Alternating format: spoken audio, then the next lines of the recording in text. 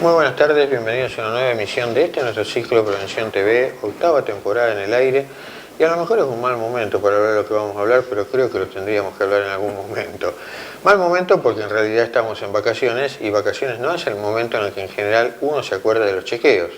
En todo caso se acuerda después que volvió y depende de las transgresiones que haya hecho. Puede ser que encare el chequeo ahí. Puede cuando vuelve, pasaron bastante tiempo de las fiestas, está bastante bien. Y bueno, cuando viene tendremos la realidad que tenemos después de las vacaciones. Ahí vamos a encarar un nuevo año cuidándonos y demás. Es bueno saber cómo están nuestros lípidos, cómo está nuestra glucemia. Así que luego de un breve corte vamos a dar una idea de cómo se debe encarar un chequeo médico. Bueno, te habrá pasado en el consultorio que llega un paciente cuarentón, aparentemente normal hasta ahí, que se siente y te dice: doctor, me quiero hacer un chequeo. ¿Cómo tiene que arrancar uno y qué tiene que saber él?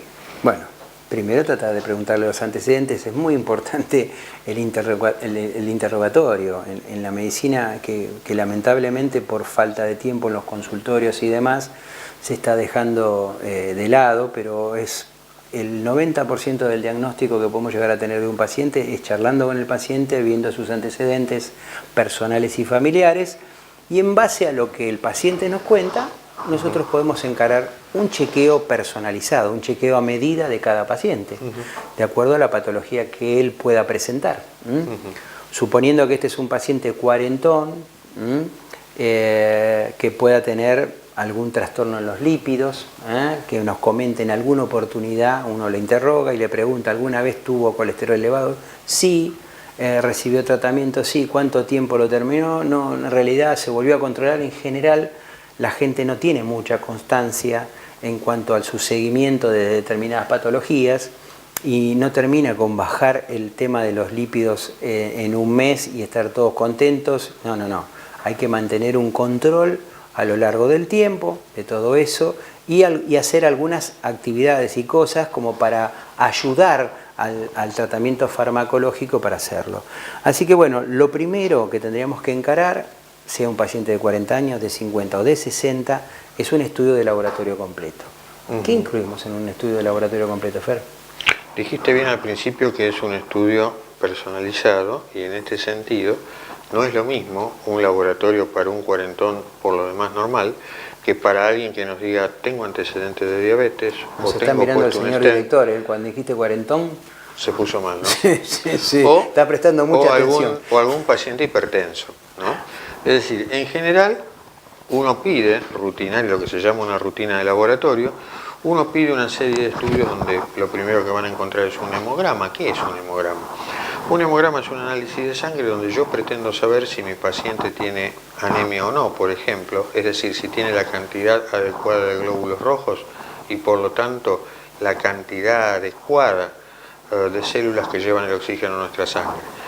Ese mismo hemograma nos va a hablar de los glóbulos blancos. En este caso en particular estamos hablando de las defensas de nuestro cuerpo y es importante saber qué cantidad, y no solo qué cantidad, sino que dentro de ese hemograma hay diferentes tipos de glóbulos blancos, diferentes tipos de defensa que guardan una proporción más o menos similar.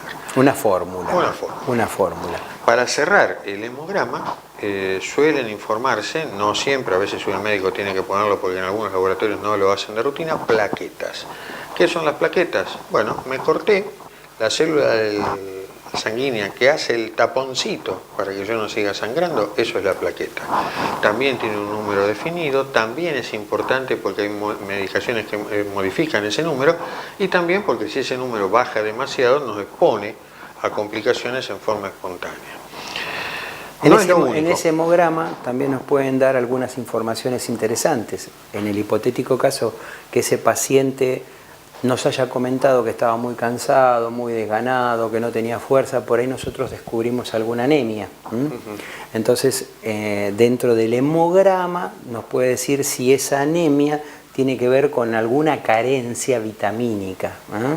Entonces, o carencia de algún otro elemento, como puede ser el hierro. Entonces, en la morfología de los glóbulos rojos y en la descripción que se hacen de los glóbulos rojos, se pone si el paciente puede ser que sea una anemia carencial por falta de vitamina B12 o una anemia ferropénica por falta de hierro. Otro análisis de rutina, esa primera parte es lo que nosotros llamamos Hemograma. Hay una segunda parte que está referida a la química de la sangre, a la química en sí. En esa parte lo primero que ustedes van a ver, cualquiera sea la característica del paciente, es el azúcar, la glucemia. Este es un tema fundamental porque ese azúcar guarda parámetros de normalidad que se pueden medir de diferente manera, pero con valores estándares para cualquier laboratorio en cualquier lugar del mundo. Entonces, para lo habitual, que es miligramos por decilitro, abajo de 70 empezamos a hablar de hipoglucemia, arriba de 110 estamos hablando de hiperglucemia, que no hay que confundir con diabetes. Son dos cosas totalmente distintas, pero tiene que guardar un valor normal. Se agrega o pueden agregarse a ese valor en función de los antecedentes. Si el paciente es diabético, yo con la glucemia de ese día no hago nada, porque el señor pudo haber hecho muy bien los deberes 3 días antes y darme una glucemia dentro de los valores que yo espero, y la realidad del paciente en los últimos 2 meses ha sido un desastre. Hay un análisis adicional, que es lo que nosotros y cualquier diabético conoce, que se llama hemoglobina glicosilada, que nos permite tener una idea de cómo fue el manejo del azúcar dentro de ese cuerpo en los últimos 3 meses. Si además el paciente es diabético, o si vemos un paciente cuando entra a consultorio particularmente gordito, se puede pedir o podemos dosar la insulina en la sangre. La insulina tiene un valor estándar. Dentro de ese valor estándar uno puede estar más o menos tranquilo. Más allá de ese valor estándar, que para la mayoría de los laboratorios está en 14 o 15, uno puede empezar a hablar de resistencia a la insulina. Pero cuidado, uno puede tener resistencia a la insulina también con insulina normal. No es la única variante que uno utiliza para decir, el análisis de insulina me dio bien, no tiene resistencia a la insulina. Es decir, se sacan toda una serie de índices que conocemos como OMA y otras medidas más. Hay quien dice que para hablar de resistencia a la insulina basta con medir la cintura, por ejemplo, para hablar de este tema. No es por ahí un análisis de rutina en un paciente que uno ve totalmente normal, pero si uno lo ve excedido en peso, es un análisis que tentativamente puede hacerse. Lo que dijo Fernando respecto a la glucemia, individualmente, en el caso del paciente diabético nosotros le agregamos también la hemoglobina glicosilada, que es un promedio de glucemia de los últimos 3 meses del paciente, de todas las glucemias. Por eso tiene un valor muy interesante, muy significativo, porque nos ayuda al control de la diabetes, en el caso del paciente diabético.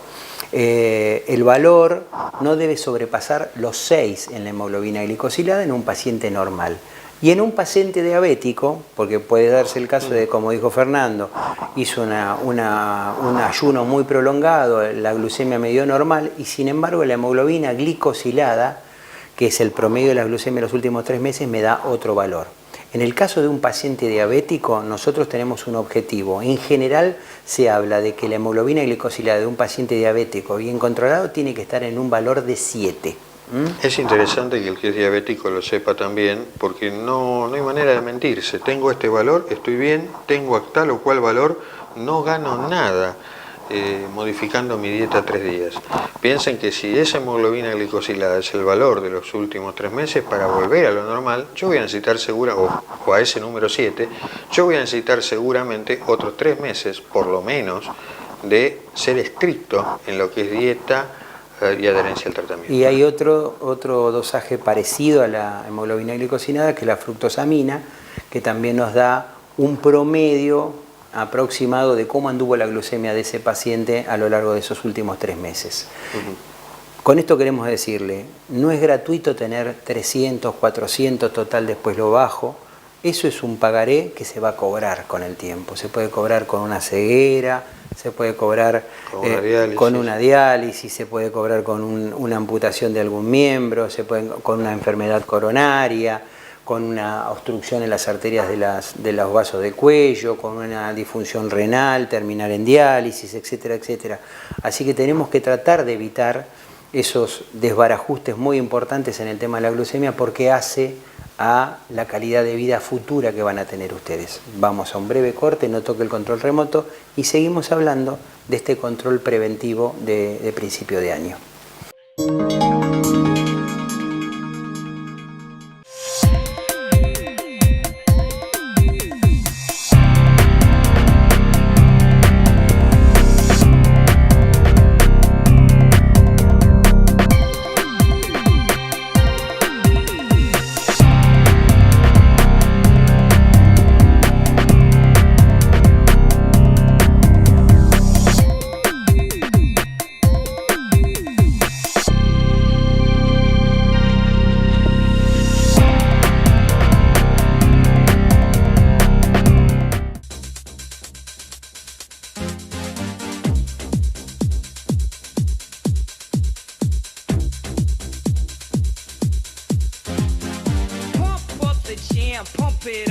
while your feet are stumping and the jam is pumping. Look ahead, the crowd is jumping.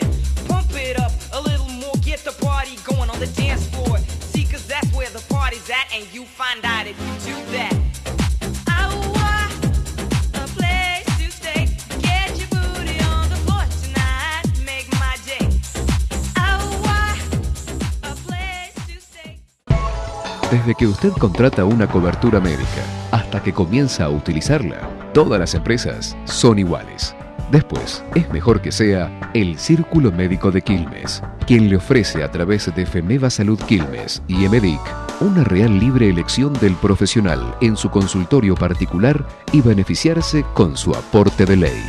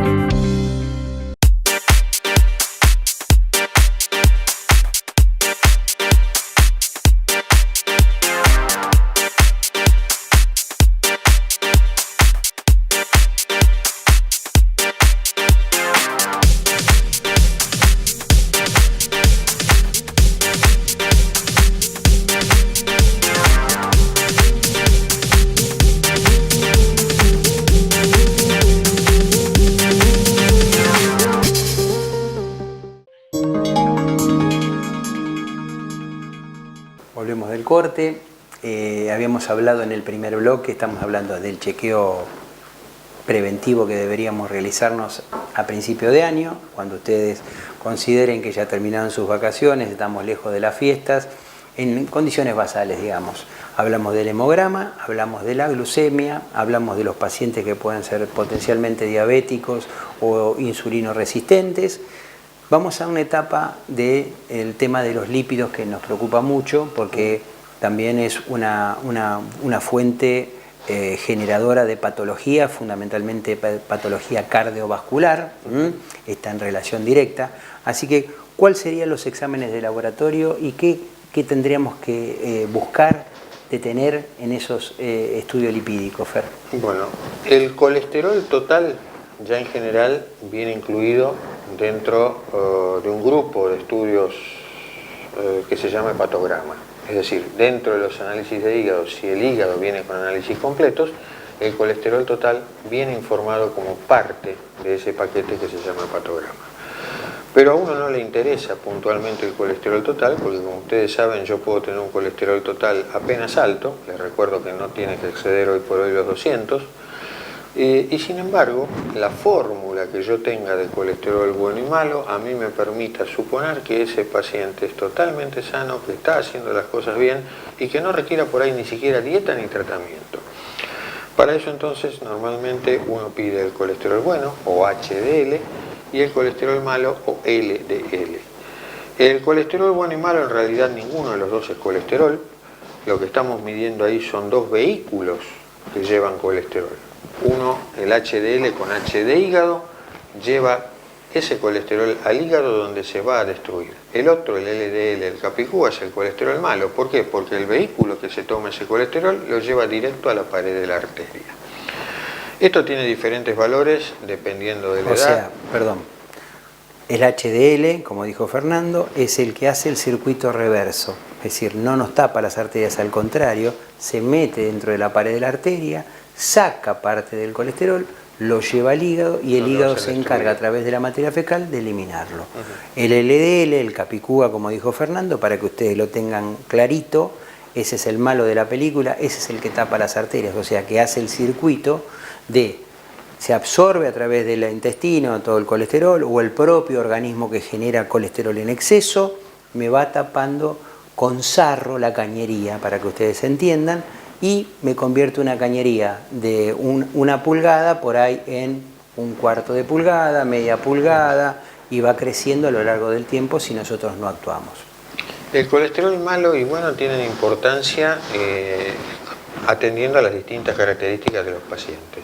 Siempre es bueno tener alto un colesterol bueno, aunque eso implique que yo tenga un colesterol total alto. No importa, si yo tengo un colesterol total alto, pero es fundamentalmente a raíz de que tengo un buen colesterol bueno, esto implica que simplemente mi cuerpo saca colesterol permanentemente de la circulación, lo que en general se asocia a buen pronóstico a largo plazo. Se asocian concretamente a sobrevidas más largas. El colesterol malo es exactamente al revés. Hay que tratar de no tenerlo alto como el colesterol bueno, sino que hay que tratar de tenerlo lo más bajo posible.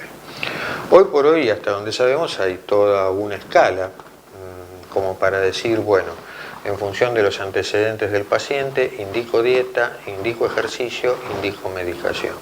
¿Por qué en función de los antecedentes del paciente? Porque si el paciente ya tuvo alguna vez algún evento vascular, cualquiera sea el lugar, cerebro, coronarias, carótidas, miembros inferiores, renales, voy a necesitar que ese colesterol malo esté por debajo de lo normal. A nadie le interesa, más de uno que haya estado internado sabe que le indicaron pastillas para el colesterol cuando salió, y nadie por ahí le sacó un análisis para medir el colesterol. Y me dicen, pero Colombo, yo tenía colesterol normal. A nadie le importa. La mejor manera de saber que eso no se va a repetir es poner ese colesterol malo por debajo de lo normal. En función del lugar, en función de las características de la obstrucción, en función de la tolerancia del paciente, hay distintas drogas con distinta posología, con distintos miligramos, que no necesariamente se mantienen en el tiempo, sino que pueden modificarse en función de la evolución natural del paciente. Lo que ustedes tienen que saber también, referido a los dos, al bueno y al malo, es la importancia que tiene, por ejemplo, en el caso del bueno, poder elevarlo. Cada miligramo que nosotros le elevamos en una mujer nos da 3% de prevención cardiovascular. En el hombre nos da 2% de prevención cardiovascular. Y cada miligramo que baja el malo, el capicúa, el LDL que dijo Fernando, nos da un 1% de prevención cardiovascular. Fíjense que hay una gran diferencia entre uno y el otro, pero también la diferencia está en cómo puedo lograr que el HDL suba y cómo puedo lograr que el LDL suba. El LDL, el malo de la película, el que tapa las arterias, tengo farmacología en cantidad y en calidad para poder bajarlo. El HDL como tal, a través de la farmacología, nosotros tenemos muy pobres resultados y todos los medicamentos que han salido hasta la fecha, ninguno de ellos se ha mostrado efectivo para levantar el HDL, que sería trascendente e importante. La única actividad que me hace elevar el HDL es la actividad física. O sea, la actividad física aeróbica en general, caminatas, trote, bicicleta, natación, etcétera, etcétera. Todas esas actividades aeróbicas suben los niveles de HDL, por lo tanto sube la protección cardiovascular. Así que eso es muy importante que ustedes lo tengan en cuenta. Y también el hecho de, hay una pequeña fórmula que se divide el colesterol total dividido el HDL, el bueno, y eso me da lo que se llama el índice de Castelli, que no importa el nombre, pero es un índice aterogénico. ¿Qué quiere decir eso? Que me marca la posibilidad de que ese paciente pueda generar una placa, o sea, una obstrucción en alguna arteria del organismo. El valor normal es hasta 4,5. Y cuanto más cercano a la unidad está, quiere decir que yo tengo muchísimo más HDL que lo normal, entonces me acerco a la unidad y menos posibilidad de hacer un evento. Por eso es protector el HDL. Si está por encima de los 4,5, quiere decir que tengo un HDL bajo, y aunque no tenga un colesterol demasiado elevado, pero al estar bajo me da un valor por encima de los 4,5, 5 o 6, y estoy en riesgo de generar algún evento. Es decir, concretamente, cuanto más bajo el índice, más favorable, cuanto más por encima esté de ese numerito 4,5, peor estamos. El LDL finalmente, que era lo que nos quedaba, hablamos de los pacientes con problemas vasculares que nunca deben superar el 100 y en la mayoría de los estudios recientes ya hablan de no superar el número 70. Cuando uno habla de LDL en alguien que alguna vez tuvo problemas. Eso es prevención secundaria. Cuando el paciente nunca tuvo problemas, ¿cómo te manejas? Bueno, eso se llama prevención primaria. O sea, yo debo trabajar para que ese paciente no tenga ningún evento, ni vascular, ni accidente cerebrovascular de ningún tipo. Entonces, los valores no son exactamente los mismos, yo tengo que bajar los valores, pero no tengo que ser tan estricto como en el caso de un paciente de prevención secundaria, o sea, un paciente que ya tuvo un evento. Y hay una salvedad que debemos hacer. En el paciente diabético, automáticamente un paciente con diagnóstico de diabetes es un paciente de prevención secundaria. ¿Qué quiere decir? Es como si se hubiera comportado, como si hubiera tenido un infarto, un accidente cerebrovascular, algún problema vascular y por lo tanto yo tengo que buscar los valores más bajos de ese LDL para evitar tener un nuevo evento. Entonces yo en la prevención primaria trabajo para que ese primer evento no aparezca nunca. Va a depender de lo que nosotros hagamos como médicos en cuanto a prevención, al descenso de los valores y en cuanto a lo que el paciente haga referido a la actividad física. Nos están haciendo señas, no pudimos terminar de cualquier todavía manera, el análisis. Sí. Falta hablar de triglicéridos, falta hablar de hepatograma, falta hablar de función renal, que son a grandes rasgos las cosas que comportan un chequeo médico, al menos de análisis de laboratorio. Pero no quiero cerrar el programa sin algo que me pasa todos los santos días en consultorio cuando tengo algún paciente varón de cierta edad. Uno empieza a escribir en el recetario los análisis y automáticamente, doctor, me puso el de la próstata, doctor, me puso el PSA. Lo importante de eso, lo único que quiero rescatar, porque todos ustedes saben que eso tiene un numerito puntual, que la próstata puede estar más o menos grande, que en base a eso se va a mover, que con la edad también se modifica, pero que de ninguna manera el PSA reemplaza al urólogo. El hecho de que yo tenga hoy un PSA normal no significa que no pueda tener un cáncer de acá a 2 años y que tal vez el urólogo, por efecto de su dedo, lo pueda detectar hoy. Y no esperar un PSA que a lo mejor va a tardar 2 años. Entonces, si bien todos ustedes valoran mucho el análisis, ojo, el análisis de ninguna forma reemplaza al urólogo. En general se hace después de los 50 años. El PSA es mandatorio porque si tenemos, así como la mujer tiene el cáncer de mama, nosotros tenemos, los caballeros tenemos el cáncer de próstata como primer enemigo número 1. Y hay muchos tumores de próstata que no generan aumentos del PSA. Por eso mismo lo que dijo Fernando, tienen que ir a ver el urólogo, que le va a pedir una serie de estudios, una ecografía renal, una vesicoprostática, etcétera, para ver el tamaño de la próstata, un residuo posmiccional para ver si hay algún problema prostático, pero fundamentalmente un tacto rectal. Hay un viejo dicho médico que dice que un tacto por año no hace daño. Yo sé que los hombres son muy reticentes a hacérselo, pero la consistencia de la próstata es lo que nos va a dar la característica de si puede tener cierto grado de benignidad o de malignidad. Así que bueno, se nos fue el programa. Correcto. Vamos a un breve corte y cerramos el programa. Bueno, llegamos así al final del programa, hemos quedado por la mitad, tal como lo decías. Del laboratorio, no salimos del laboratorio, ni pedimos placa todavía, ni le sacamos un electrocardiograma, ni le hicimos alguna prueba de esfuerzo. Igual habrás notado que alcanzó para generar alarma detrás de cámara algunos puntos, pero bueno. Sí, sobre todo el referido al de la consulta urológica. La última parte. Sí, andan muchos videitos dando vuelta por ahí que le ponen más miedo a la condimento. Bueno.